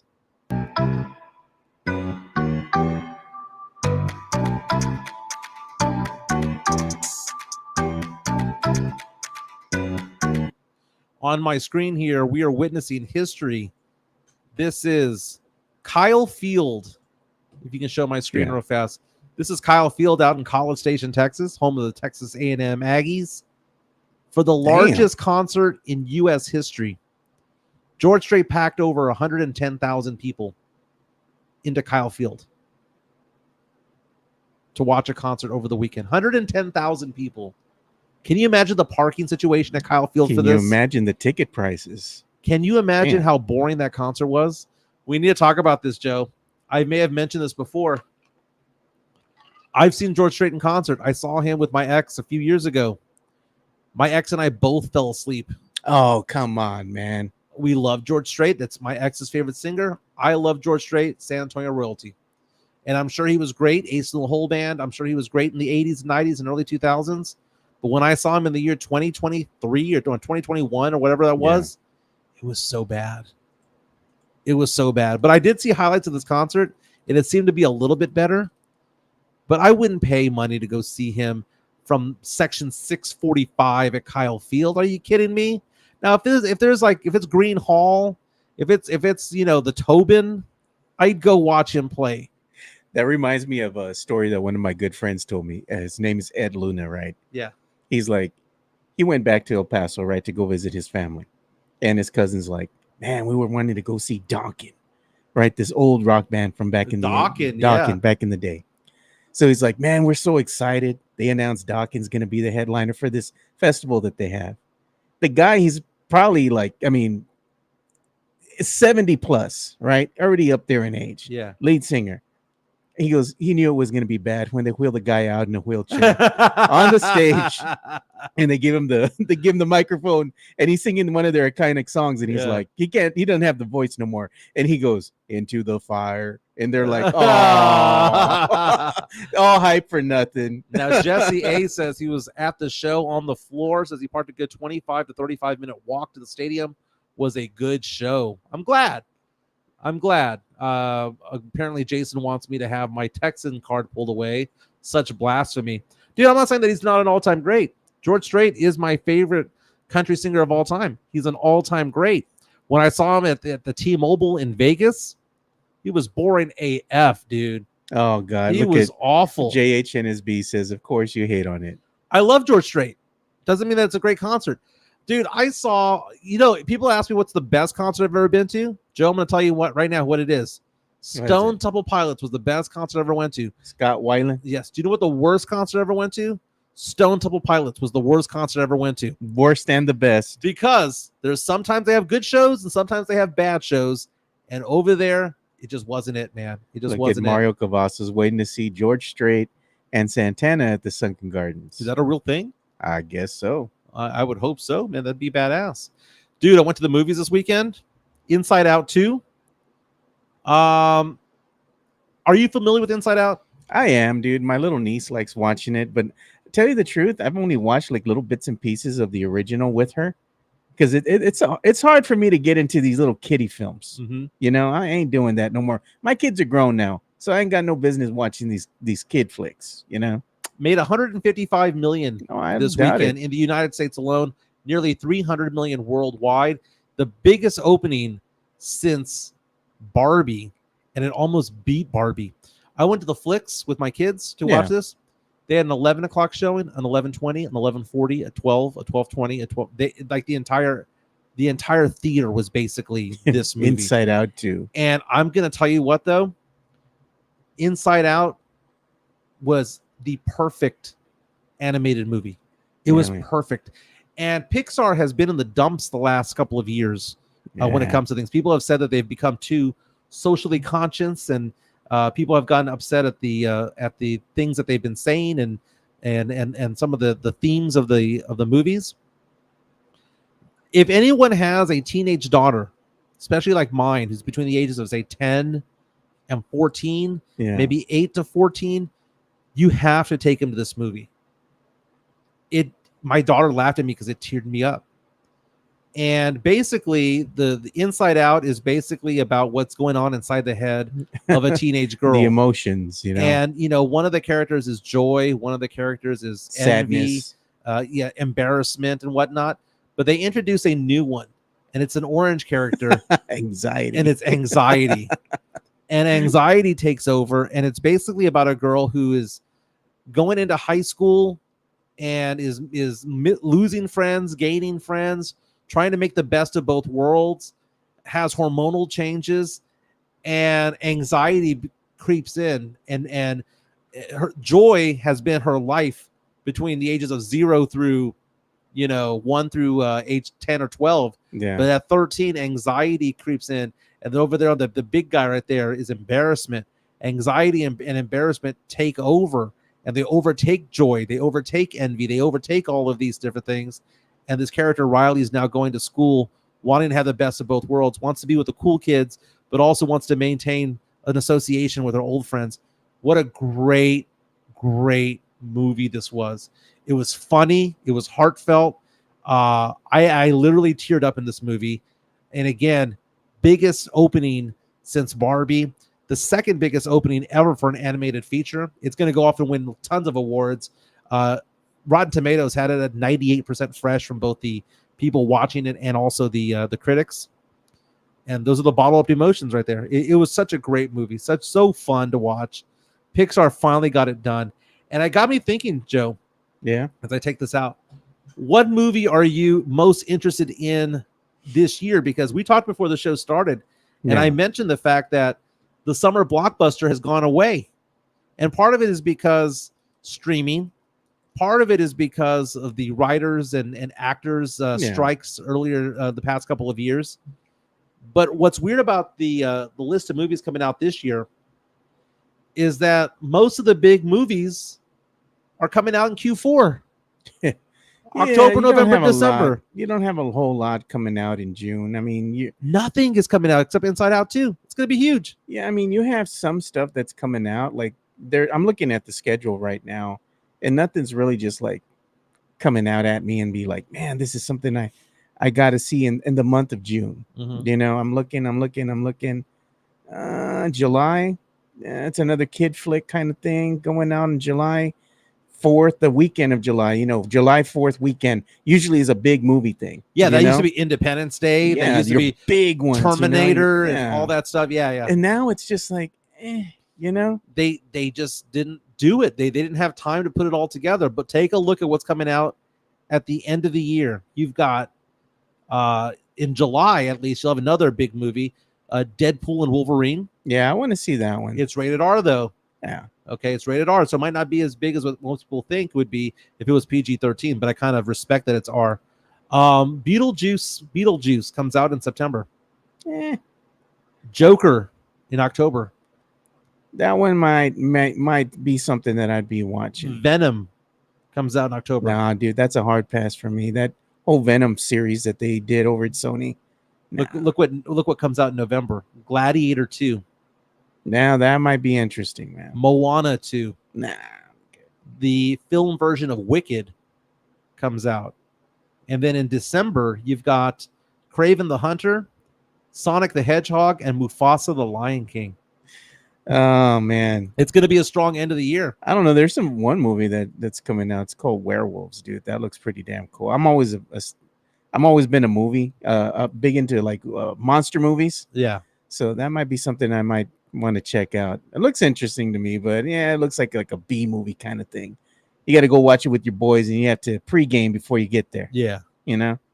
I'm excited about a lot of those movies. Sam Salinas was out saying that he's not excited about them. The one that I'm kind of confused about is the one involving Gladiator, because I guess is it about the boy? I don't know what they're gonna do with this one, dude. I think it's about the boy. So we'll take a look at that. I think Lucius was his name, right? Yeah. Let's get into some more entertainment news. Sandlot star Tom Geary got arrested. Now, for those of you who don't know who Tom Geary is, he is Smalls in The Sandlot, the popular movie from the 1990s. Iconic. I love that movie. He threw a 35-pound dumbbell onto a neighbor's Jeep windshield. There's video of it. The video is not that great. I mean, it just shows him flicking it right there and then just going across the street. First of all, who walks around the neighborhood in jeans and no t-shirt? This guy does. 35-pound ball. Apparently, he apologized immediately thereafter, but then just like wandered off. Why would he do that? Second time arrested, by the way, because he was arrested like a decade ago for headbutting a cop. So, yeah. But why would you do that? They didn't really say. It says TMZ obtained video of the alleged incident, and it appears Tom tossing a huge weight at a car windshield, shattering it completely. He brought it behind his head and just like body slammed it down. Here's his mugshot. You're killing me, Smalls. You're killing me. And what a dumbass. This happened 2 weeks ago. He seems like the video just came out, and that was him as a kid. Yeah, he just seems like he's one of these stupid ass neighbors, Yeah. that you don't want to have around, just causing problems, man.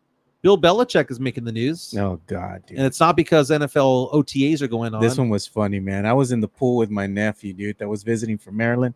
Where me and my boys were in the pool, right? We're just chilling, listening to music, drinking. And my nephew tells me, look what happened with Bill Belichick.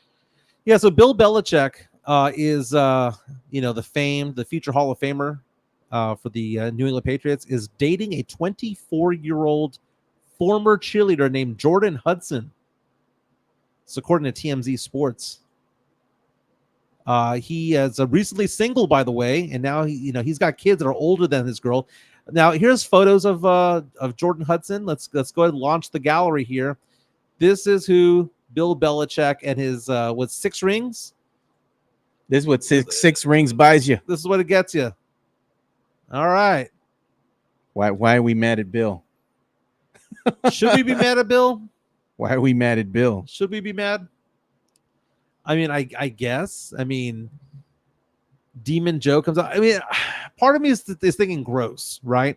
There's the half plus 7 rule, right? Which basically says you shouldn't go for somebody who's younger than half plus 7 your age. I mean, right? But if somebody's throwing themselves at you and you're of a certain age, beautiful woman. But I mean, Belichick is like 72 years old. Hey, man, if she's throwing I herself can't at the picture brother, myself man. at 72 being like that with a 24-year-old girl. Now, if I was in the situation, I probably would be Demon Bill in that situation. But my goodness, man, that Look is at Chris Gonzalez, this comment. Bill ran the hidden ball trick on her. Oh, God. She leans forward and he screams, Omaha, Omaha. Look at Jesse A. I wasn't familiar with Bill's game. I guess he has personality. Hey. 24 years old. Now that's somebody I can say he has puro game. Okay, well, let me ask you this question. Let's localize this. Yeah. He's basically the same age as Greg Popovich. God, Okay. bro. Greg Popovich loved his wife very much so. He's been widowed for 5 or 6 years, Yeah. to my knowledge. Yeah. I don't think I've ever seen anything about Pop hooking up with Yeah, he anybody doesn't ever go on- since. doesn't seem like I'm he not- goes on any dates or anything. I'm not saying that he doesn't. Yeah. It's just saying that it hasn't been publicized if it is true. Yeah. How would San Antonio react if Pop was shacking up with a 24-year-old girl? Hey, shoot your shot, man. No, dude. That's not how San Antonio would roll with it. Like, what's the Go get your prize, King. What's the? I think 45 is the youngest Pop could roll with, where people would not give him second looks. Oh man, he'd probably be somebody in their 50s, 40s. Yeah. Like that. Yeah. But if he rolled out with a 24-year-old former silver dancer, right? I mean, that's the equivalent. God, The equivalent is Pop hooking up with a silver dancer from 3 years ago. Hey man, they need to bring them silver dancers back. man. They do. This hype squad ain't it, dude. But you know what? It's because they don't want to pay them. No, that wasn't it, dude. I'm telling you, the reason that they don't want to bring them back is because the players couldn't stop banging the girls, man. That was the problem. No, man. No, I'm telling you, that was the real reason. What the problem is that they wanted income also. Yeah. There was a money component to it all, and they're like, "We'll give you free modeling shots." And they're like, "That doesn't pay for bills." Well, they had their wives showing up to practice while they're trying to show the prospective, let's say, sponsors coming in, and then you have the wives coming in getting mad at the players because they caught them sleeping with the girls and stuff. Oh, man. JHNSB, come on, dude. We don't use the word woke here, man. Again, if you don't like something, it doesn't mean it's woke. Okay, that's a conservative way of saying I don't like something, therefore it's woke. That word is PC banned here. reasons. Chris Gonzalez saying, I bet Bill told her about his 5-year plan. God. going back to that Adam Sandler movie. This week it might rain a lot this week, dude. I'm excited about it. I'm excited about it. Let's see here. I'm looking at the right now. There's a hurricane, Hunter, going right now into the Gulf of Mexico. We now, according to my app here, have an 80% chance of widespread rain on Wednesday and 30 with a high of just 82 degrees here in San Antonio. 50% chance of rain on Friday. Would you welcome, Joe, a tropical storm coming through San Antonio? No, man, I'm good with all that. Without all that rain, dude. I mean, I like some rain, but you're gonna get torrential downpours and stuff. That's just gonna mess up everything, dude. It's gonna be so bad. You're gonna have a lot of flash flooding, a lot of damage everywhere. I need to get my roof fixed, man. So I'm fine without all that rain. Well, we need it, dude. We need it, but not that my much. family was at Medina Lake over the weekend, Oh yeah, it's and they're like, there's nothing. There's no why- water. What are they doing at Medina Lake to begin with? There ain't no water in there. It ain't even a lake anymore. It's just Medina, It's like a little puddle. if that. They don't man. even have their park open. You know, they used to have a park at Medina Lake. Yeah. Right around, once you get out of the division, the subdivision, where they have all the houses and the lake houses and all that, and you go on that little side street that they have there, and they used to have a public park, and it's closed. It's been closed because the water levels are so low. There's nothing there. My ex has family that has one of those lake houses there. Yeah. It overlooks a pile of rocks. Yeah, and there's nothing. One of my buddies has a lake house out there. His dad does. And when you go out there where they used to have the docks, the floating docks, because the water level was so high, they're all on the ground now. You can literally walk all the way from my friend's backyard, which opens up to the lake. Yeah. You go down there, nothing but a dry lake bed.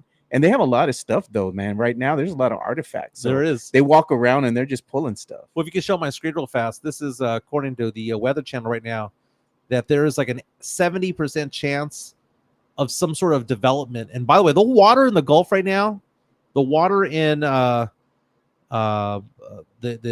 Atlantic is really, really high. Corpus could get 3 to 5 inches of rain. I'm seeing between 2 and 4 inches in San Antonio. That is through Wednesday only, not including Thursday, not including Friday. Look at this. Look at this. 80% chance, more like 100% chance. I'm calling it. I'm doing this show Wednesday and Thursday from my house. Oh, man. If you're going to guarantee rain, that means nothing's going to happen. Don't be like these weathermen. Oh, and Tim Gonzalez just went ahead and said he tagged us in this, that he reposted. Yes. So this is him going ahead and saying good luck to Ariana Robinson and Team USA, because of course, she was a Duke basketball alum. So now she's on the Team USA, the women's Team USA team. That's amazing. Don Harris has been following for the longest time the runner. If you can show my screen, Sure. Oh yeah, I saw that too, man. I retweeted this. yeah. So there's a runner from Bernie Champion named Yeah. Elizabeth Leachman, who ran a personal record 4 minutes and 44 seconds to finish second in the Nike Nationals. 4 minutes and 44 seconds for a mile. That is crazy. And she's out here competing with other Olympic hopefuls, and she's competing as a high schooler. She's got skills, man. She breaks state records like crazy. And again, this is part of the trials.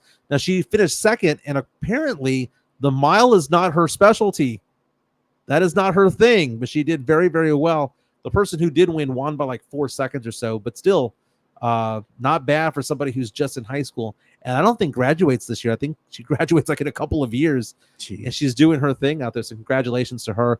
Don Harris also making the point that Randolph's Sophia Benday finished third behind Leachman from Bernie Champion. So again, we had second and third place from the San Antonio area. Very, very, very nice, man. Yeah. Congratulations to them. Yeah, I was gonna say one of the things that we need to do too is we need to give some love to our boys over at MCS General Contracting, namely Chris Leha, one of the hardest working men in the business. MCS General Contracting, more than 30 years of combined experience in concrete placement. They are the best in the business, honest pricing, high quality work. They get going on house foundations, driveways, concrete patio decks. If you want to extend the deck, extend the driveway. If you're a business and you need to put together a slab, a parking lot, or other concrete placement services or sidewalks, reach out to MCS General Contracting at 210-774-9155. They're confident in their skills, so give Chris Leha over at MCS General Contracting a call at 210-774-9155. And thank you for being a sponsor of this show. Yeah, so we just want to give a shout out there to Christopher Leha, hardest working man in the business. Make sure you go and follow him on the MCS General Contracting X page. They're going to be releasing some great stuff over there. Looking forward to working with them in the future here. I'm going to go ahead and give my boy a shout out and be calling him or later on this week so we can, have a little discussion here. But MCS General Contracting, they lay out that diamond hard concrete, man. Nobody better in the job right now on the scene than MCS General Contracting. If you want it done right, give Christopher Leha a call so he can come out and go ahead and take a look and see what you got. Maybe you need a new patio. Maybe you need a new sidewalk or something, or even a parking lot, maybe a pool. Go ahead and give MCS General Contracting a call. And we got Mike coming back here. You see the scruff? It's still going. I don't know if that's good or bad, man. Kind of scary, man. That's like a werewolf scruff or something, dude. Hey, man, next time you go to the barber, dude, get the eyebrows done too at the same time. Where they, how they shave the brows, they do the whole thing, dude. Get the works. I don't think that people could see the scruff from as far away as this camera is. That's why I had to go over there for it. I'm going to screenshot that, by the way. Yeah, so we just gave a shout out to MCS General Contracting. And I was saying, if you want something done right, call Christopher Leha. And you can attest because he went ahead and did some renovation in your backyard. He did, man. They did an extension to my driveway. Yeah. My back porch, rather. And they built a sidewalk leading up to it. Oh, yeah, it was all mud steps. before. It was all mud because my dogs had destroyed it and whatnot. And now they can't get out of the house. They can't get out of the yard. Except for Daisy. Daisy's too little, dude. Yeah. She digs her way out. Dude, she's a little excavator, dude. She just goes out there and just digs away. Do we want to have a Demon Mike segment or do we want to talk about something else? Because, by the way, now I feel better. I don't know if you know this. Now I feel better because I had a pee. Yeah. Well, that's why I went ahead and ran the ad. It was Bill Miller's tea that has gotten me here. Yeah. I have a friend of mine who's female who was asking whether or not we should have a dating segment on this show, Joe. Do you think our listeners would want to have a dating segment?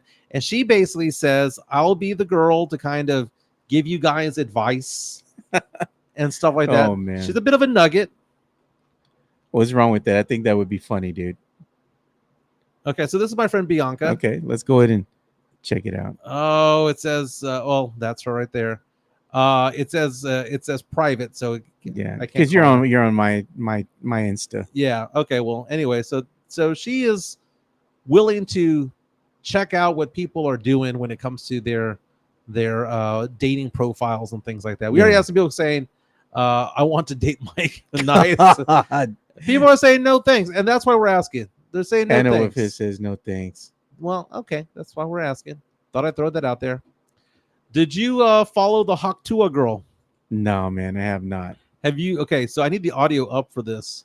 Yeah, it's on, man. You just got to play it. Okay, so let me see if I can spell this. Just got to unmute it. Yeah, so this girl went viral over the weekend, and it was asking the question. Oh, it's everything's ready to go. It's ready to go. Okay. You just got to unmute it. Yeah, so the world is looking for this girl, right? All over social media, they're asking her like, "Where is she?" Oh, you gotta give him that hawk. One move in bed that makes a man go crazy every time. Oh, you gotta give him that hawk too and spit on that. I can see what that be like. Man. That makes a man go crazy every time. Oh, you gotta give him that hawk too and spit on that. So the best part of it all is that people are now putting it to music, and they're trying to find who this girl is, and people are all weekend long. We're like, well, that's all I want for Father's Day is the hot Tua. God, bro. I like this right here. My mom, I want to meet your girlfriend. Like, yeah. Damn.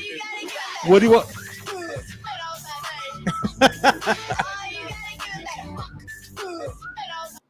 They made him the freaking song. This girl is right here saying that is not me. People are trying to identify her. Crazy every time. This was her friend though. Like walked away.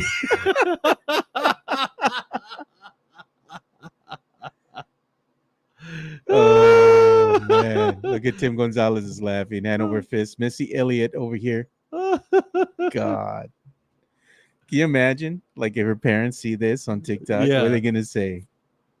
Hey, did you hear that there is a new version of the Chevy Girls? Oh, you were telling me there was like another competitor. Yeah, I'm gonna see if I can find them on here. Yeah. There's a you know how we talk about the Chevy Girls. We talk about them fondly on the show. What is it I called? gotta El find- Camino, or was it Camino Real? Camino Real? Camino Real Chevy. Apparently, the girl that is in the skirt is now advertising for companies in San Antonio. Really? Yeah. Well, she's a model, right? Like Yeah, she's a spokesperson. She's a spokesperson Yeah. for whatever it is. So I gotta find her, man. But there's apparently a car dealership in Austin who's doing the exact same thing. And I thought about it, and I thought to myself, okay, well, this is just a complete ripoff, right? Yeah. Well, I started watching the videos, and the first video is this girl going, "My cousin Jessica, who's the girl in the skirt, my cousin Jessica said we should do this." Really? So it got me I one. thought you were showing Oh it. no, I gotta find out. I gotta find it, man. I gotta find it. If it was on my Instagram, I gotta log into my Instagram on your thing. Oh, okay. Yeah, well, maybe tomorrow. Yeah. Maybe tomorrow. So the girl who did the Hawk Tua, do you think she'll regret that, or do you think that she'll like that she's famous? That's just part of her personality, dude. This girl's like the life of the party. Now man. that was in Nashville. That they did all those bars on Broadway Street in Nashville, where yeah. I was at a week ago. Yeah, hanging out with all the white people, Mike. Come on, that's your where they're jam. interviewing him. That's your jam. That's my jam. That's your jam. At Kid Rocks. Yeah, man. It's like they were all making fun of you last time too when you're out there by Tennessee, and like Mike hanging out with all the white people. Okay. Okay. I want to go back over there, and I want to, if you can roll back, we're going to ask the question: do I keep the scruff? All right. Let's see. I'll scoot over a little bit. Okay, so I have never grown facial hair in my life. Give me a letter grade as to how it's coming out. Do you like the fact that it has some white in there? Because I don't have any white up top, very little up top, none on the bottom. So what are your thoughts? What are your thoughts, peeps? Those who are watching the show right now. Should I keep this going? Should I do the goatee only? Should I try to connect a beard and hope that this comes out in a few weeks? I mean, it's there, but it's not all the way over. It's interesting because girls are telling me to keep it, but guys are telling me to drop it. And you were talking about that hot Tua girl. Look at Joe Gonzalez says She doesn't the hot regret Cheeto it. girl would be about keeping it. Yeah, she says she doesn't regret it, MJ. And then Sam Salinas says, funny thing is, she probably the girl who wouldn't actually do that. Because it's always the quiet girls, right? Yeah. Look at and then you have Joshua A saying, keep it. Looks good. I mean, it looked good close up. I don't know if it's in person if it looks good. Yeah. Does it look good on just camera? Probably. I gotta shave mine, man. The wife doesn't like it, so I'll probably wind up shaving mine off today. All completely off? Completely off. Now that would be funny if you're clean shaven tomorrow and I'm all scruffed up on day 11. Yeah, I tried to kiss my daughter on the cheek the other day, Yeah. and she was like, "No, Daddy, I don't like that because it." She says it's too rough for her. Yeah. Yeah, she goes, "You got to shave." Well, you know my son who's special needs, right? He has a Down syndrome. By the way, I did get guardianship over the weekend. That's why I wasn't here on Friday for Friday's show. Or actually, what show was it? Was it? Yeah, it was Friday's show. It was Friday's show. But long story short, he loves mimicking what I do. Yeah. Right. And I'm going to show a photo of him real quick. This is my boy. Let's see here. Where's it at? That's my boy right there. So I have a little bit of scruff there, right? So my son is looking at my chin and we tell him to shave, right? Because he has electric razor. Yeah. And he didn't want to do it today. He's gonna let it grow. You know why he didn't want to do it? Because I didn't do it. So now he's got some stubble underneath him. He's 22 years old. He's got some stubble underneath him. I'm going to try to convince his mom to let him grow it out. Yeah, let him grow See it what out. happens. Yeah. Yeah, my ex ain't going to go for it, though. She'll be like, no. Hey, we bypassed a certain topic here because I have a poll on Twitter asking the question, what boxer are you going to spend your hard-earned money on? And we had some choices here. Tank Davis, Ryan Garcia, Canelo Alvarez, or Jake Paul. Oh, I voted, man. 51% are saying that they would rather see Canelo fight again. Yeah. Canelo's old to me, dude. I mean, come on, man. Like 5 years ago, yeah, dude. That was the draw. You're not a steward of boxing, bro. You got to respect what Canelo can do out there in the ring, man. Do you know who I want to see? No. I'll spend money on Tank. Tank is cool and all, but the problem with Tank is he's just really good, man, in the ring because he has a high IQ. So what he does is he downloads data a lot. So he'll lose just like Canelo does. He'll lose a first round, first 2 rounds, 3 rounds, and then he'll let these boxers just get tired because Tank has a very unique style. What he does is he keeps on coming at you. So in order to stop Tank, you got to punch him. Yeah. But if you start going toe to toe with the kid, he's gonna knock you out. He is. And he's gonna get you cornered like he did this other brother. He got him cornered in the corner. Dude, I'm surprised they didn't stop the fight. We'll show that in a second. Dude, he was brutal, man. John Dyer saying add Terrence Crawford to that list. I mean, Crawford beat the crap out of Spence last year. I can see that. But you see the fight over the weekend. Garcia, I mean, Tank Davis, rather, after the fight, King Ryan coming up to him with the front of his shirt saying Tank's #1 fan, and behind it says rematch me, bitch. I saw that. Now Tank Davis hadn't fought in about 14 months. Yeah, he's laughing at Ryan, dude. Yeah, he hadn't fought in about 14 months. But dude, the scene, there's this one shot from the crowd that I want to show of him getting the knockout. Oh, this is it right here. Oh, no, that's not it. But still, you see Tank Davis go out there and just annihilate this guy. Well, he got him. He got him. I mean, he got him with an uppercut first, and then he stunned him, and he went back. And Tank noticed that, and then he just finished him off, dude. He just came over with the overhand left punch, Yeah, taking on Martin here. And I'm surprised they let this go. Dude, he was so far into the ropes. He was basically in the second row. He didn't have enough to punch himself out no more. And Tank just Tank just jumping on the ropes, dude. Yeah, look at that, man, making a nightclub. And then Yeah. King Ryan just going over there to congratulate him, and the rematch me now, bitch t-shirt and the backflip. Dude, I'm sorry, man. I'm a Tank guy, dude. No, and nothing I'm wrong a with Tank guy. Ain't nothing wrong with Tank. In order to beat him, you gotta outsmart the kid. So many people thought that he was going to beat King Ryan that King Ryan was going to take out Tank last year, and I was like, in what world, dude? Tank is just smart. Tank man. is my favorite boxer right now. Tank is a smart boxer, man. That's all that was. He just let this dude get tired out, and that was the end of it, man. There's a view from the stands that is remarkable because it showed it from a different angle, but it also showed how excited the crowd got, amped up with the jumping on the ropes and stuff like that. It was cool, dude. That was cool. Says, who you all going for tonight, Celtics or Mavs? Man, I'll be honest with you.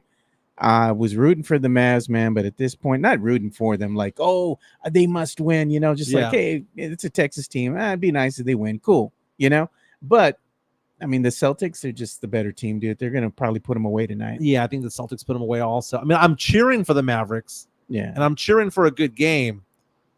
But I can see the crowd getting amped up, and I can see the Celtics running away with it and it being over with about 3 minutes to go in the game. Yeah. I can see them getting amped up and Jaylen Brown winning the MVP. That's what I want to see. It should be going to Jaylen Brown. If they give it to Tatum, man, that'd be, I don't know, a little surprising to me.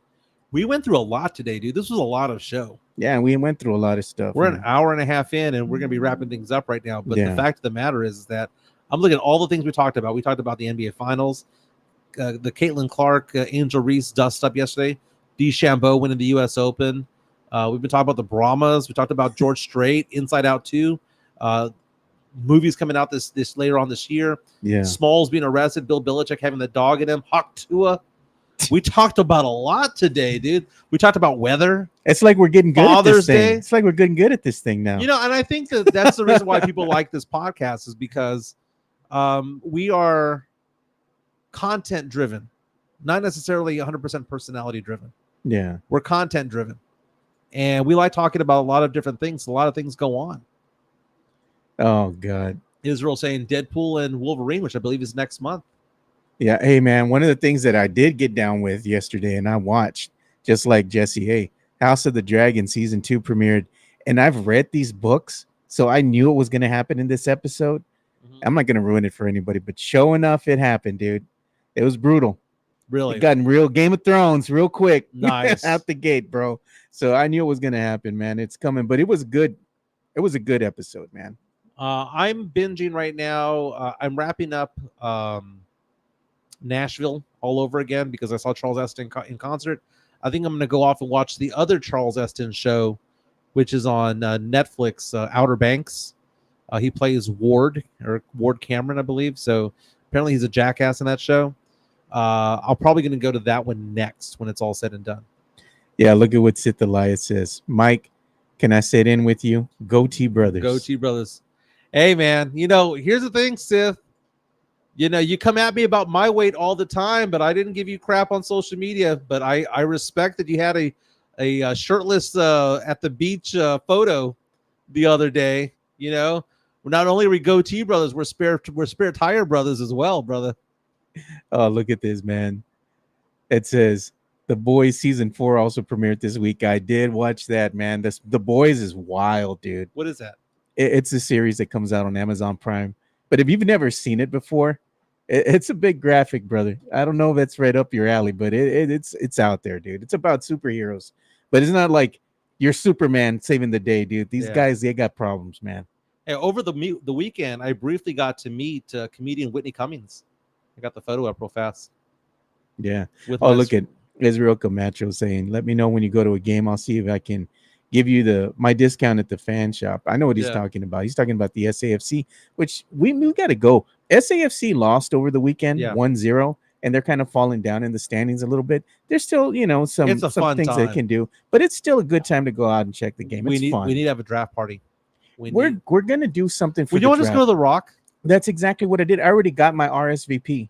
Okay. And they said once you do your RSVP, they send you the little link in the email. And they're like, "Oh yeah, you got a free drink as well." So I'm like, "What are we talking about? Free drink?" I know it's probably gonna be like a little 5-ounce or 8-ounce soda. It's not gonna be like a free beer. Yeah. Show my screen real fast. This is Whitney Cummings, comedian superstar. I thought that was pretty cool. She was like, I don't want anybody having their phones out. Oh, Israel's talking about Spurs. Yeah, my bad, brother. Yeah. Whitney Cummings was like, I don't want anybody having their phones out during the show. But Yeah. she wasn't all George Lopez about it. She was just basically saying, look, I have new material that I'm trying out right now. This is not for like to, dispense this out. But after the show, you can all take selfies with me. So everyone just lined up and she went out there and got the selfie, and said she posed for everybody. She was really nice. Pretty cool.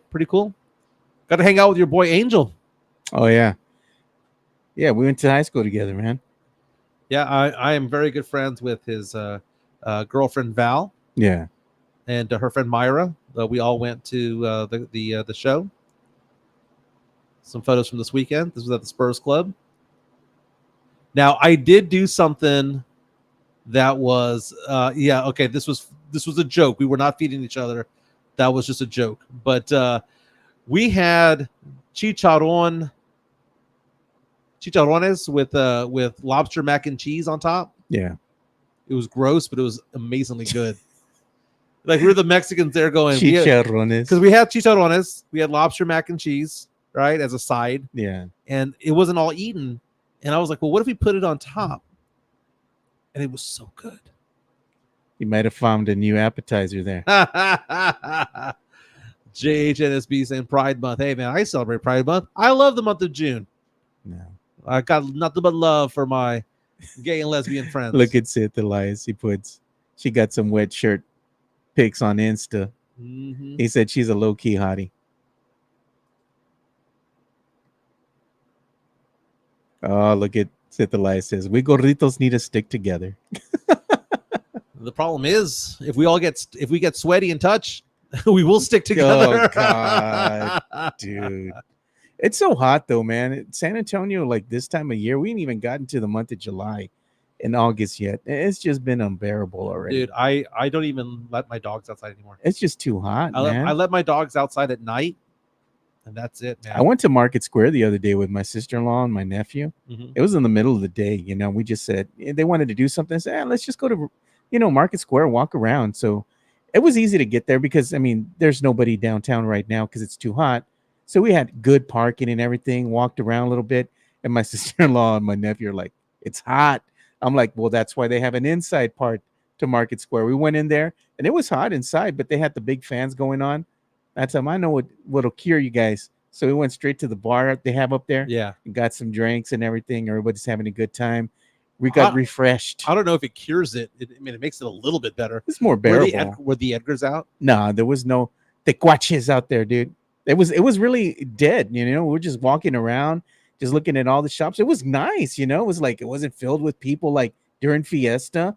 Did you see that video of George Lopez bolting a couple weeks ago? Oh yeah, El Jefe had put it up. It finally got released, and yeah, Jefe put it up there. Do you have it on right now? I don't, man, but I'll go to Jeff's. Jeff has it on. He had put it out there. Although my daughter said I was looking like There it George is. Lopez with my stubble. Here it is. Let's go ahead and share it. There's the video.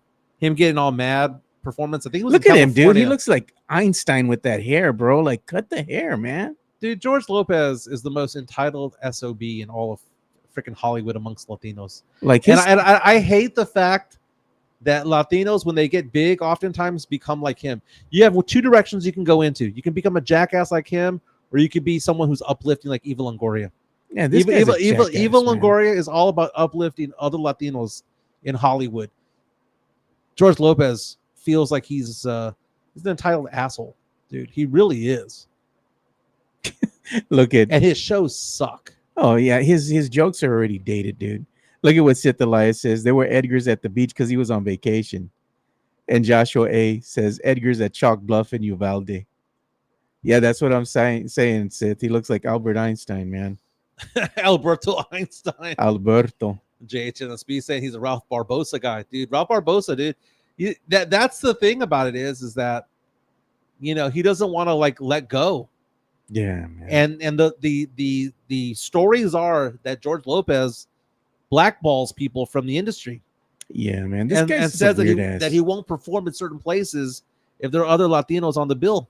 because he ain't funny no more, man. He ain't relevant. He hasn't come up with new material. Like, do something different, or Or you know what? The best thing to do at your age now, since I mean his career is already, the sun is setting. Yeah. Help some of the up and comers, man. Bring them on stage with you. You have that platform because your name alone will get people interested. But use it to go ahead and introduce them to a new generation of comedian. Because the George Lopez show, the first incarnation of it on ABC back in the day, was pretty good. Way back when, yeah. Call up a photo of the George Lopez show if you can. Oh man, I saw this thing on, and this will be a topic for tomorrow for Demon Mike time. And it asked the question, who are the hottest moms in TV history? God. I believe her name is Constance Marie. Yeah, let's see if I can see a good picture of him. This is it. Is she top 5? Yeah. These are kind of small. Type in the mom on the show. Let's go ahead and see if I can open it in a new tab. There you go. That's her right there. Is the mom from the George Lopez show a top 5 mom of all time? Hottie mom of all time. Yeah. Yeah, dude. That right there is perfection. That is Latina perfection right there. And look what they put. George Lopez keeps Latino down by confirming stereotypes. Oh, gosh. Exactly. George Lopez, Jennifer Lopez. I don't know any good Lopez, according to Midtown, Texas. Oh, look. She was also in Marcela she played the Quintanilla. mom. Mm-hmm. But they also made her look older at the time. Oh, yeah. No, she was cute back in the day, dude. Top 5?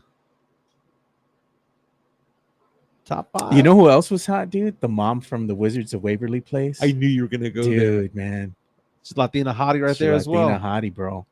I'd say pick your fighter. The one who played. Okay, look up Amy Duncan. Let me see. She was from a show on Disney Channel back in the day. Oh yeah, that's she's not all MAGA'd out, but back in the day. You want me to put a picture of what she looked like back in the day? Yeah, back in the day when I would watch Disney with my daughter. Good Luck, Charlie. Good Luck, Charlie. That's what the show. But then she became all hardcore MAGA, and it's like conspiracy theorist on social media. Yeah, dude, she did it for me. Now, girl from George Lopez show, I would take in a heartbeat, but that one right there, nugget. Let me go and see if I can pull up the mom from Wizards of Waverly Place, dude. The mom, dude. The mom she was rocking, bro. There she is. Let's go ahead and pull up the tab. Oh yes. No. She drinks for free. She ain't paying cover. Oh, look, took me a while to realize you weren't talking about Tim's ex. No, man. So I'll put out a question on Twitter asking the question, who's the hottest mom in TV show history? Dude, I mean, no lies detected on that one. No lies detected on that one. Amy, oh my God. None of them are recent, though. Oh, well, you know what? Modern Family Girls. Oh, yeah. Sofia Vergara. Well, I mean, the blonde also did it for me. Oh, God, bro. She was nugget. Top 5. Claire Dunphy. Jesse A. Claire Dunphy. They all win close the poll. Sam Slith. We'll talk more about this in a Demon Mike segment. Yeah, we're going to have the poll, bro. We're going to have to go ahead and bring it out. Choose your fighter, because Mike. we're doing this blindly. We're not actually looking up, like, researching this. Yeah, we just went ahead and did on the fly. Like you and I both went Disney. Yeah. That's funny, dude. Hey, man. Choose your fighter. Claire Dunphy. God, she's perfect. Let's call Claire Dunphy real fast. Okay. Let's call Claire Dunphy. Because, you know, you got mad at me that one time I told you I had a celebrity crush on a girl from the Weather Channel, that it wasn't just Felicia Combs, it was the nerdy white girl. Yeah. I'm getting her. But Claire Dunphy, though. Claire Dunphy. Let's see. I'm just going to pull out like a picture of her, like if she was right on the show, you know? Yes. It's the attitude, dude. It's the attitude. And look at Samson, and she aged like fine wine. Oh, the wife from Married with Children. Oh, Peggy Bundy. Peggy Bundy. Peggy Bundy, God, most man. likely to do the hot tour. Let's go ahead and see if we can bring a picture of Peggy Bundy from like what she looked like. Was back in she the day. hot back in the day? I mean, I was too busy checking out Kelly Bundy and the new Alante. God. Let's see if I can get a picture. There it is. That's a good one right there. We'll use this one. Choose your fighter. All right, let's see. I mean, why was Al shying away from her? Why didn't Al not want to bang her? I don't know. Al's a weird ass. I mean, the big red hair. I mean, she was always DTF. What was the problem with Al Bundy? Who knows? Oh, that's a small picture. Yeah.